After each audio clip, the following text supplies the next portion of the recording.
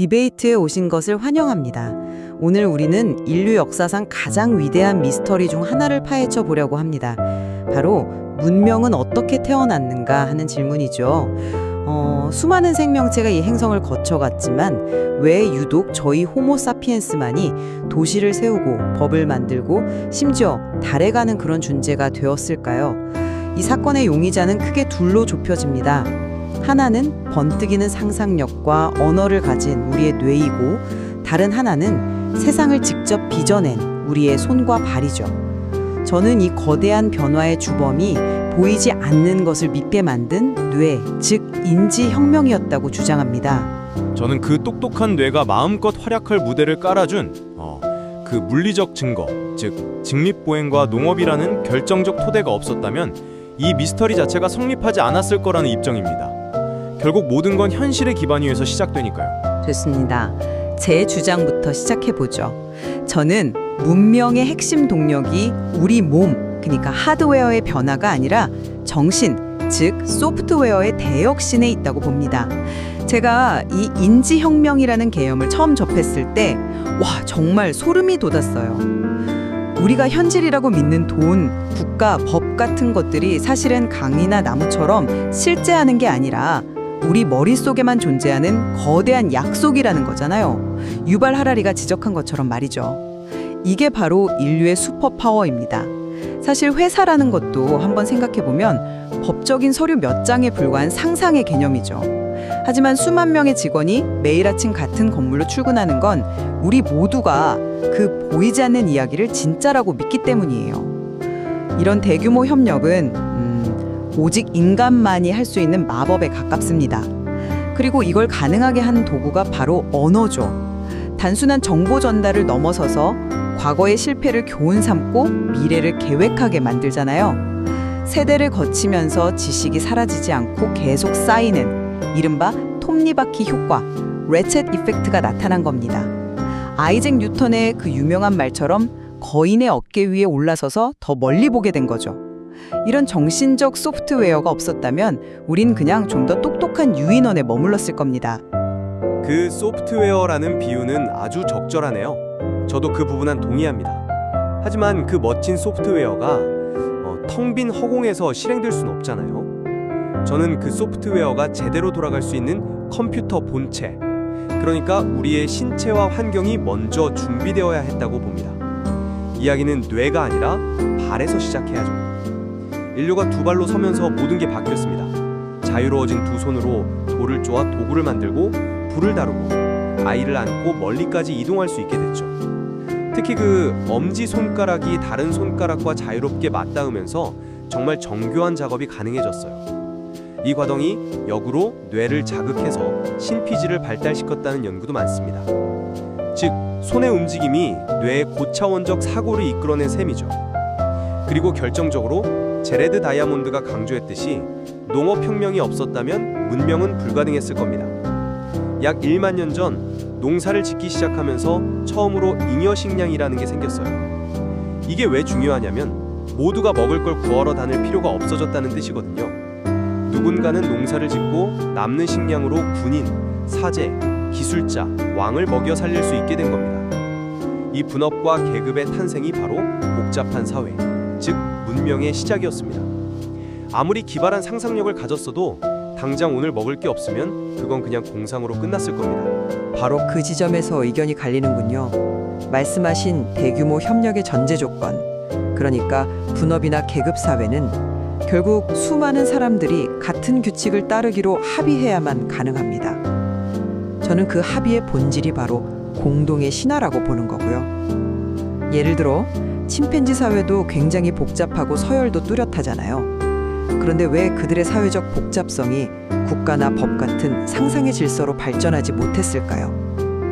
저는 그 결정적인 한 걸음이 바로 실체 없는 이야기를 믿게 만드는 능력의 유무에 있다고 봅니다. 그 지점은 어떻게 생각하세요? 아주 좋은 질문입니다. 물론 수백만 명이 협력하려면 공동의 신화가 필요하다는 점은 전적으로 동의합니다. 그건 부정할 수 없는 사실이죠. 하지만 저는 그 신화를 만들어낼 수 있는 뇌 자체가 더 작은 집단 내에서 살아남기 위한 치열한 사회적 압력의 결과물이라고 보는 겁니다. 원인과 결과를 다르게 보는 거죠. 이걸 사회적 뇌가설이라고 하잖아요. 우리 조상들이 한 150명 정도의 집단을 이루어 살면서 누가 내 편이고 누가 나를 배신할지, 누구와 협력해야 살아남을지 끊임없이 머리를 써야 했던 거예요. 이 과정에서 타인의 마음을 읽고 복잡한 사회적 관계를 계산하는 능력이 폭발적으로 발달했다는 거죠. 그러니까 고도의 협력 방식인 공동의 신화는 이런 기본적인 사회적 지능이 충분히 발달한 토대 위에서만 꼽힐 수 있었던 겁니다. 현실적인 생존 필요성이 먼저였고 신화는 그 다음에 따라온 결과물에 가깝다는 거죠. 흥미로운 관점이네요. 사회적 관계 유지를 위해 뇌가 발달했다는 점에는 저도 동의합니다. 하지만 그것만으로는 설명이 부족하다고 생각해요. 다른 영장류도 복잡한 사회를 이루지만 문명을 만들지는 못했으니까요.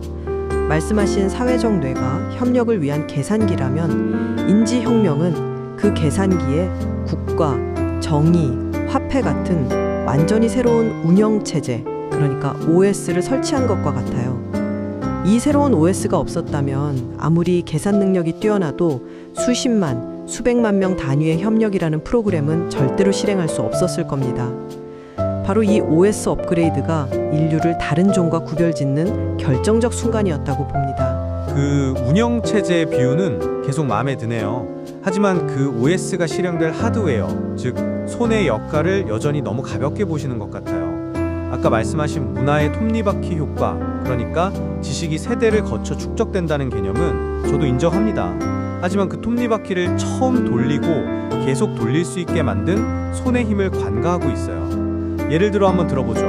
어떤 천재 침팬지가 우연히 더 효율적인 흰개미 사냥 도구를 만들었다고 칩시다. 그 기술은 그 개체가 죽으면 대부분 사라져요. 다른 침팬지들이 어깨 너머로 어설프게 흉내낼 수는 있겠지만 정확한 제작법을 전수받지는 못하죠. 하지만 인간은 달랐습니다. 정교한 손으로 그 도구를 똑같이 만들고 언어로 이 부분을 이렇게 깎으니까 더 잘 되더라 라고 구체적인 비법을 전수합니다. 그러면 다음 세대는 거기서부터 시작해서 더 개선된 도구를 만들죠. 그 톱니바퀴는 손이라는 물리적 실행 능력이 없으면 애초에 돌아가지 못했을 겁니다. 잠깐만요. 그 부분은 좀 다르게 봐야 할 것 같아요. 손의 해방이 엄청난 가능성을 연 것은 맞습니다. 하지만 그건 어디까지나 가능성일 뿐이에요. 그 가능성을 현실로 만든 건 명백히 언어라는 소프트웨어입니다. 단순히 이렇게 만들어 라고 보여주는 것을 넘어서 왜 이렇게 만들어야 하는가에 대한 추상적인 원리를 설명하고 과거의 지식을 바탕으로 개선점을 토론하고 미래를 계획하는 상징적 언어가 없었다면 기술은 아주 느리게 혹은 거의 발전하지 못했을 거예요. 중요한 건 돌을 어떻게 깎으면 더 날카로워지는가에 대한 추상적 지식을 전달하고 공유하는 능력입니다. 손재주 좋은 개인이 나타날 수는 있죠.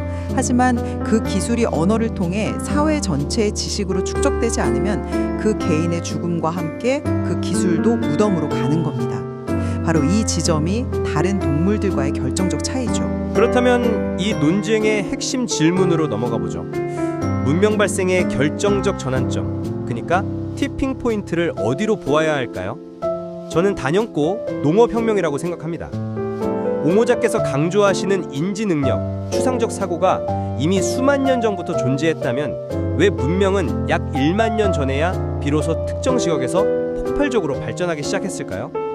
그 오랜 시간 동안 인류는 뭘 한 걸까요? 저는 그 답이 바로 농업을 통해 잉여식량이라는 물질적 기반이 마련되었기 때문이라고 봅니다. 잉여식량이라는 단단한 토대 없이는 그 어떤 찬란한 인지 능력도 소규모 수렵 채집 집단의 생존 전략을 넘어서지 못했을 겁니다.